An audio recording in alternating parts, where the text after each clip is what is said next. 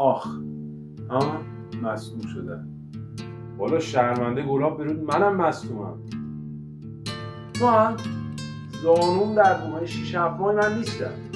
آقا ما مثل یه 2-3 ماهی نیستیم شما برید ما هر خوب شده میاییم. منم که مصدومم. تو دیگه چرا؟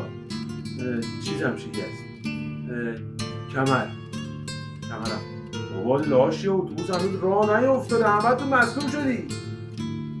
آقا من که خوب شدم اوکی بریم. نه حالا اوکی بریم منم خوبم.